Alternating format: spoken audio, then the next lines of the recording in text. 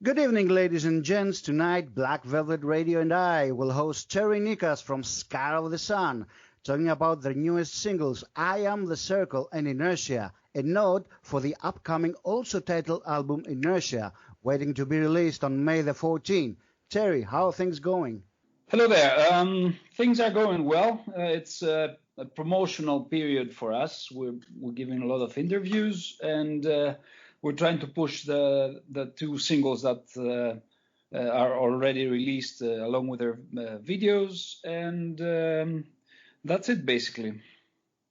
So, big news for Scar of the Sun, third installment for you guys, Inertia, waiting to be released on May the 14th. How are you feeling about that? We're feeling relieved, to be honest, because first of all, we were trying for years to get a record deal with a label like Napalm Records. And to be honest with you, Napalm Records was the main target during the last 6-7 years for us. But also we feel relieved because this album was completed 2 years ago, and the whole deal discussions with Napalm Records, plus the situation with COVID, delayed the release a little bit because all the bands now are trying to delay their releases in order to be closer to touring. So we're very, very happy that we are able to release this album through a label like Napalm Records, and also relieved because this story ends with the best possible way. How difficult it was for you to make this album with all the pandemic going on? Any difficulties recording the album? Any other difficulties or technicalities yet that you faced along the way making this album possible? Well, not really, because first of all, the album was recorded before 2019. It was mainly recorded in 2018. It was mixed for the first time in 2019, and then I mixed the album once again last December. So basically, the only thing that happened during the COVID period was mixing the album for the final time. But I didn't need to have the other guys at the studio during mixing. I was just sending them the mixes, and I was getting their opinions and approvals. So basically, COVID didn't cause any trouble to us in regards of the recording and mixing process. Other than that, we have our own studios, so we have the luxury to work in a very comfortable situation without checking out the time that is ticking, and you are charged, huge amounts of money. So basically, we didn't have any of these problems. And I can say that the whole process was very smooth. Okay, I Am the Circle and Inertia. What made you to pick those specific songs for the singles? When we finished composing all the songs and we finished also the vocals, it was obvious that a few songs were more catchy, if you want, or more obvious singles, at least for us. I Am the Circle has a chorus that we all like very much. It's a very groovy song and has a very nice breakdown towards the end, which works very well live. We had the opportunity to play these songs live in a tour already, and in a couple of shows also. So we realized that some of these songs are working very well. So one of them was I Am the Circle, and the other one was Inertia. Now, Inertia, we wanted to release this as a single because and put it also as the opening track of the album, because it's a quite aggressive song, and it marks a change to our sound. So we were thinking that people would that know us and follow us from our previous albums, they would be surprised by the whole structure of the song and the aggressiveness. So we wanted to to create a surprise to all these people, and that's why we picked these two. But there will be 2 more songs. Actually, there will be 1 more single coming out in about 10 days. And that will have also a video. And then there will be also the 4th song that will be a lyric video. But that will be released after the release of the album. So we picked these 4 songs having in mind the new direction of the band and how catchy the songs are. Do you believe that those songs, that 2 first songs, are in a way representative of the album that we are waiting? I believe that I Am the Circle is more representative, and the one that will be released next, which is called Transition to Turbulence, I think that these are the most representative of the album. Inertia, it is inside the whole atmosphere of the album, but this is more, I would say, a Swedish death metal song, if you want, or influenced, and we don't have so many Swedish death metal riffs overall. So this is the most Scandinavian song, if you want, but overall it is inside the spirit of the album. Will Inertia be a new path for the band in comparison with a series of unfortunate concurrences and in-flat albums? When we started the band and when we were composing the first album, A Series of Unfortunate Concurrences, we wanted to leave our options open. Many people were telling us that there's not only one direction on this album, and some of them didn't like that, but we really liked that because we are a band that we don't want to repeat ourselves, and we wanted to leave our options open exactly for that reason. We wanted to be able to go to a path that we gave a hint in the past, but it was not completely on that path. I'm talking about the first album. So in a way, if you think about it, there were a couple of songs in the first album that were giving the hint about the Swedish death metal, or 3, if I remember well. And now it was the time to do it with the relevant vocals. I think that the 4th album, it will be closer to Inertia, with some developments that will occur because as time goes by and you get growing as a musician, you get more influences in your music, and you enrich the whole result. So I'm pretty sure that the next album will be closer to Inertia. So yes, it's a path that we will follow, and we'll see where it will take us. But I can assure you that it will not be exactly the same like this album, for sure.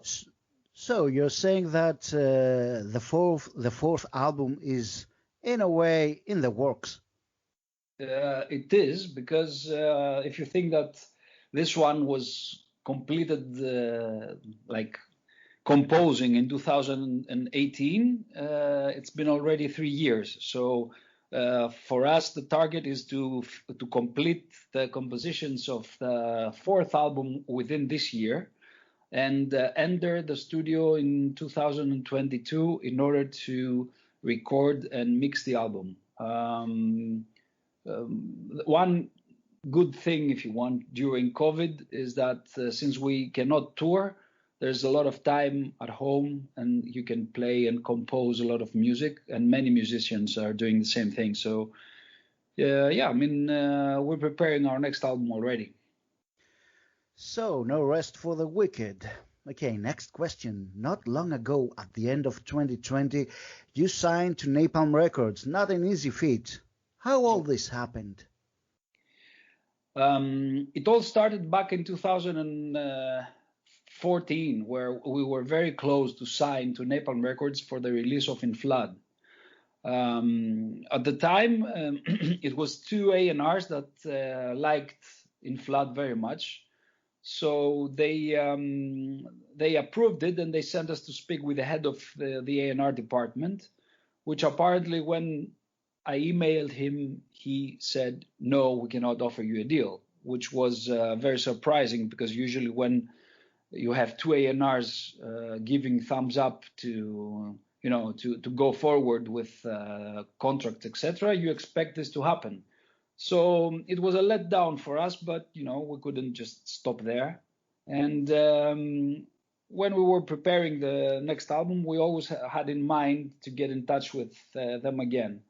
Now, when we got in touch with Napalm again, the head of the department changed, and now it was the guy that gave the thumbs up for us. So we realized that we will have a better chance this time, to probably to sign. So we started talking, and eventually it was September, I think, just after the holidays, that they told us that they really liked Inertia, and they liked the cover of the album as well, and they were prepared to offer us a deal for 4 albums, and 3 in the beginning, and then they wanted 4. So as you can imagine, we were really, really happy about it, extremely happy, I would say, because as I said to you before, this was the target for us throughout all these years. I presume they liked the album, but as you know, it's not just about liking an album, because there are many, many bands that they release very nice albums. The bigger labels check out other things as well, like touring, like what you're doing in your social media, what are your numbers on Spotify, etc. Probably they liked what they saw, and along with the album and the cover, and all these factors together worked in favor of the band, and finally we got signed to Napalm Records. So let's talk about the single specifically. First of all, I Am the Circle, the first single that came out, and a live video for it. A straightforward video in a warehouse, some words for it, and for the song specifically, what the song says. The song talks about all the fights that we had to give as a band throughout all these years, and basically face all the rejections that we had, because in order to be able to reach a level, you have to be able to sustain all the rejections that you're getting.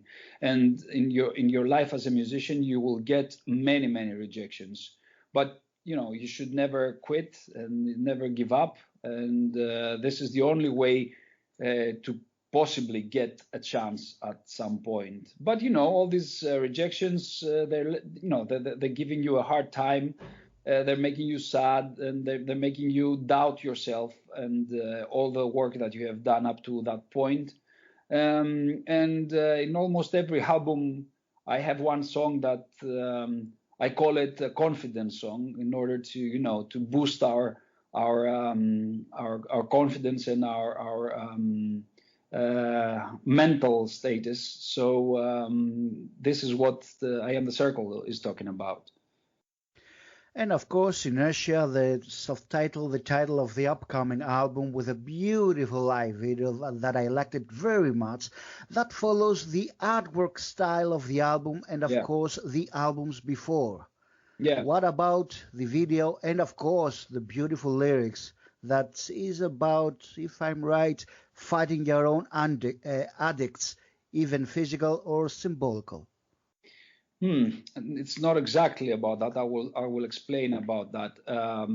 First of all, inertia, as you know, is a term in physics, but also in Greek, it means when you are not reacting in things that somebody is doing to you. And in this song, I'm basically talking about the fact that those who run the world, like the governments, etc., they don't want people to react in whatever things they're doing. It's not a mistake that it's not governments that rule the world, but it's financial interests, and financial interests are always in favor of just a few people on earth, and the everyday common people are always the ones that are going to lose in every situation. So they don't want us to react. You see, in Greece we had laws against riots. We had laws against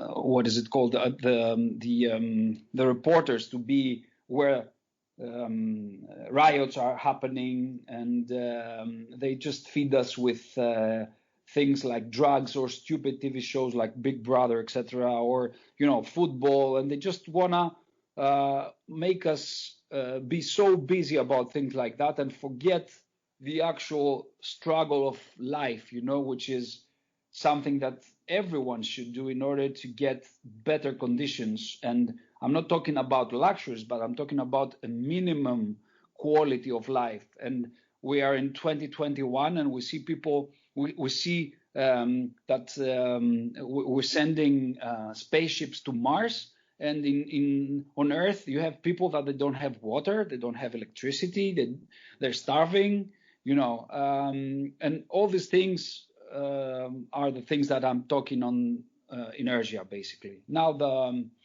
the cover and the video basically is more or less, talking about that. Every time we finish the lyrics of an album, I have a long discussion with Achilleas Gatsopoulos, which is the guy that is responsible for all our visuals, pictures, videos, covers, etc. And I explained to him every little detail on all the lyrics on all songs. So he takes notes, and as a graphic artist, he gets some strong images in his mind, and he decides to draw something like that. Overall, the style that we have from from our demo, has to do with the Austrian Art Nouveau movement, or Jugendstil in Germany, with more representative artist being Gustav Klimt, which is a painter that we all love very much. So we decided to have this style on all our covers and visuals in order to create also an identity. So if you see the next album, for example, and you don't see the logo of the band, you understand directly that this is Scar of the Sun. So that's why we have this style in all our covers. But on this album, you see a woman that is tied up on a table in a medical laboratory, and you see that she's connected with several machines and gadgets and instruments. And in a way, the woman represents Greece, that was restricted by local and foreign politicians, and they were performing this financial experiment to us during the last 10 years of the Greek crisis. So this is the cover, and that's the video, basically. I loved the Inertia video. It was very beautiful. So I believe that the characters on the masks are like the governments in a way, and I liked the end. I don't want to say it, just see it, guys. It's a very beautiful video. So the consequence of COVID-19 from the start of 2020 to the music industry, and not only affected many bands, labels, and releases. How are you coping with that? The main thing that you can say that is the consequence to us is that after all these years of trying, we signed with a label like Napalm Records, and we know that we will have support in regards of touring, and we are still not able to enjoy that properly. That didn't change much, because so far we didn't have a stable touring schedule, and that was obviously because we were not. So we have not been supported by a label, and every tour we had to do, we were just supporting it financially on our own. Basically for us, it didn't change much, because we have our own jobs, all of us. As a band, we were not really affected. On the other hand, I see many musicians, because I work with many musicians, how much they are affected, because musicians are touring in order to make a living. So I believe that the musicians have been hit harder than any other job, because the last thing that will reopen will be the shows. We're just waiting for this situation to finish, and actually start our own professional level, of working. So far, I cannot say that we are really affected by COVID. Do you believe that the pandemic unintentionally made a new way of creativity for the artists? We saw many collaborations and parody songs throughout this year. I don't know really. I think that there were not much that you could do anyway. For sure, you had more time for studio. You could get in touch with other musicians and try to be more creative, or try to release something that will attract the attention of people when their touring was not possible. But if you ask me, nothing will replace the actual touring and the actual shows, and not even if the technology will become so good that you can have a show inside your home, it will never be the same. When you are next to 1,000 people, for example, and you're all screaming and you feel the tension in the air, this will never be replaced by any technology, at least, in our generation. I don't know after 100 years what it will happen, but I think that all these are just measures that were in a way necessary in order to be able to stay afloat and not disappear because of the situation.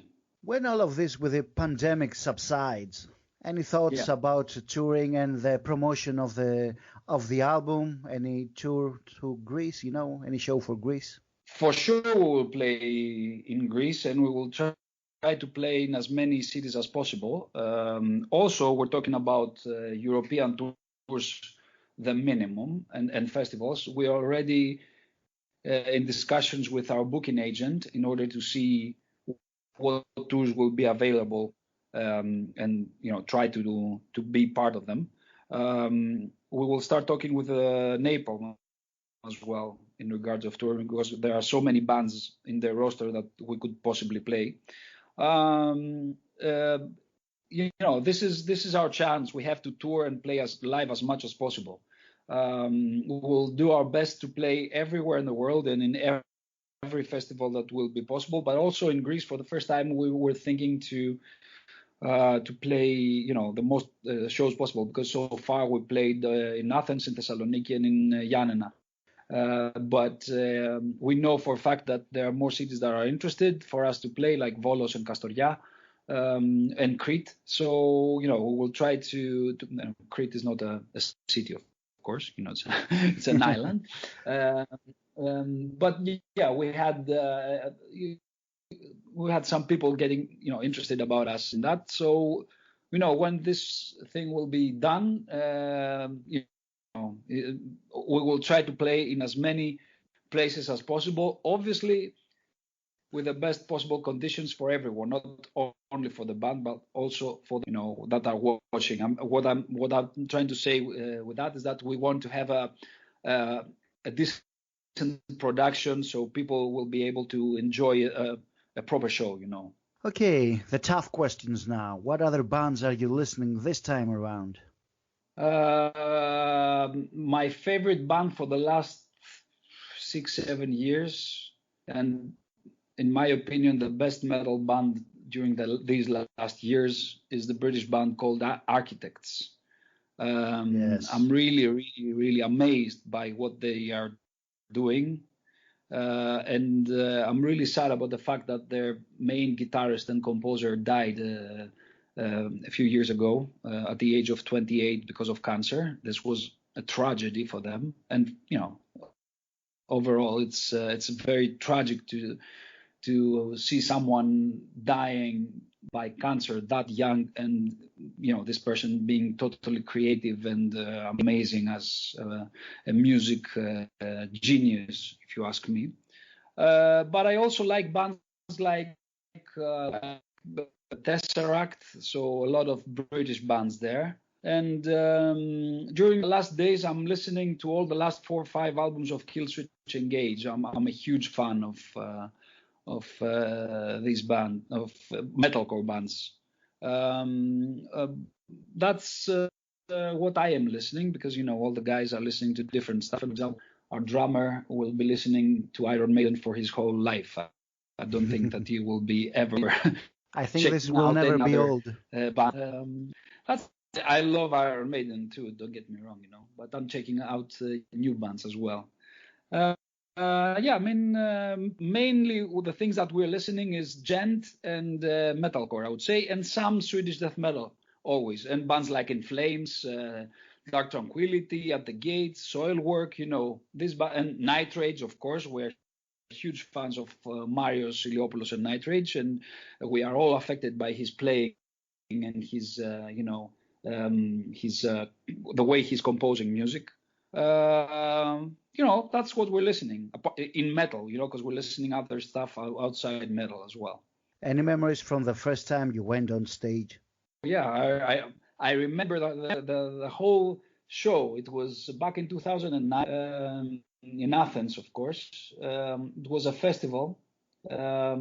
We played with Elysion at the time, with the original singer Mahi, with the Universe 217, and it was supposed to be one more band, which was called Vese, but I don't think they didn't play finally. WC, that is. And it was also a band called Dawn of Meridian, if I remember well. So it was a very cool show. It was over 200 people. It was many, many friends of ours on the show. Obviously, it's your first show and, all the friends are coming to see you. So we felt very comfortable because we saw all these faces around us, and the club was small and we could joke with them and, have fun. I was not stressed at all because, we were working so hard for many years already. So just before the show, I was this is our time, and I'm not going to be stressed about it. So I really had a good time, and that was it basically. Any last message to your fans? First of all, we wish everyone to be safe and stay safe. We are hoping that people will be interested in checking out our new album that is coming out on May 14th, called Inertia by Napalm Records. Check out our videos and feel free to tell us their opinion, and hope everyone stays safe and see everyone out there in shows as soon as possible. Terry, we would like to thank you and the band for this interview. Wishing you all the best for the new singles and, of course, the new album coming out May the 14th, ladies and gents. See you next time. Terry, good night. Good night. Thank you very much.